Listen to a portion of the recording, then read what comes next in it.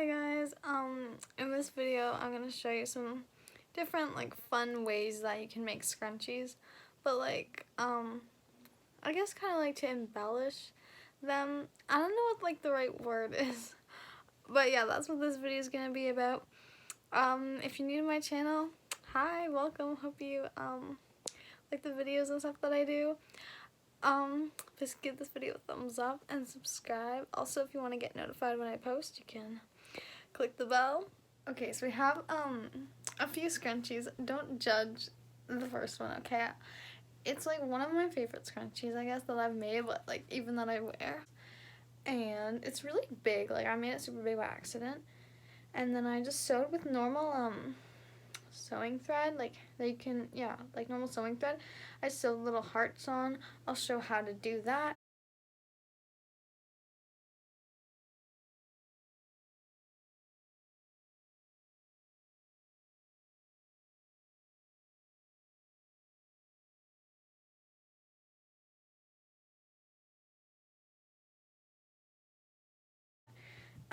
Another cool one is if you have any denim, especially if you have I guess more scraps, kind of, but scrunchies you kind of need a long piece. You can make something like this. I'll show how you can rip the denim as well. So how I did this one was I just laid the fabric out flat, kind of planned out where I wanted some rips to be. Figured out I folded it in half a little bit too to figure out where the elastic would kind of fall. Then I just ripped it.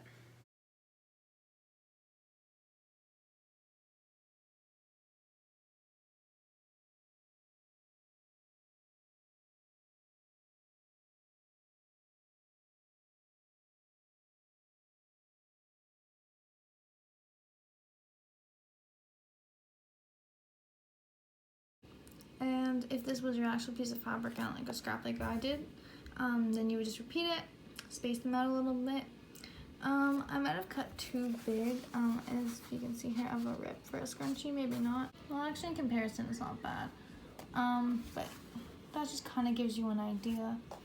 This is another idea. So it's just patchwork, so this you can definitely do with scraps. It's so cute. I don't know. Yeah, so these are the three. But for this one, what you would do is really just sew fabric together in a rectangle. I'll show the measurements and everything.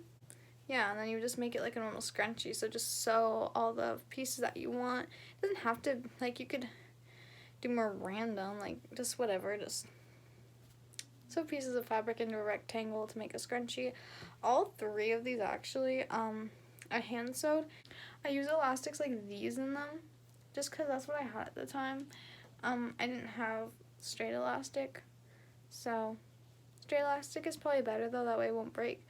And then the other elastic would just stretch over time.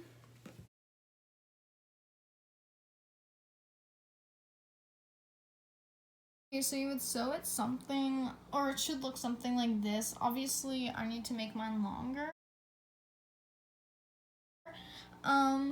You could sew it on top of each other, and you could have kind of I guess it would kind of look like a quilt patchworky. I don't really know what to describe it as, but it would be kind of cool if it overlaid. Or you could sew it kind of like this, kind of flip each piece and then sew along here, right sides together, to then when you have it folded out be like a hem. So basically, after this step, you're going to fold the fabric in half, and then the ends are going to be open for the elastic to be able to be threaded through, and you're going to leave those open also so you can flip it inside out.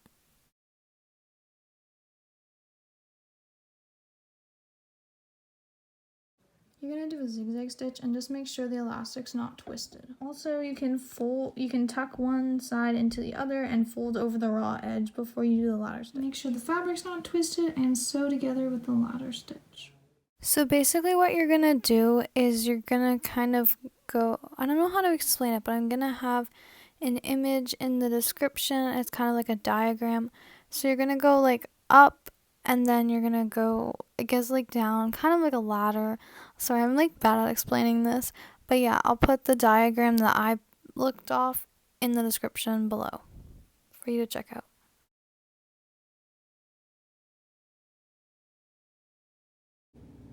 So this is what it looks like.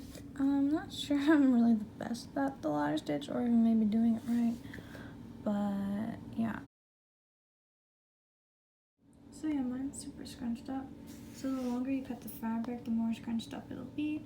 Also, like the wider you cut it, but also like with seam allowance. Basically how wide it is when you're sewing it after you fold it in half. For some scrunchies, it's nice to have like thicker ones to use for like buns or ponytails. And then, but sometimes it's nice to have like the smaller ones, or you can make mini ones. So yeah, it's just up to you.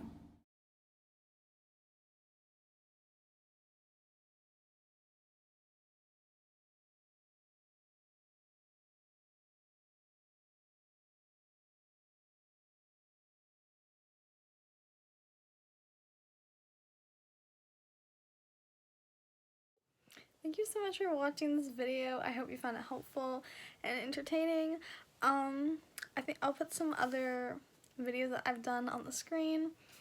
And if you want to subscribe, you can do that too. Alright, have a great day. See you guys. It worked that time, I think.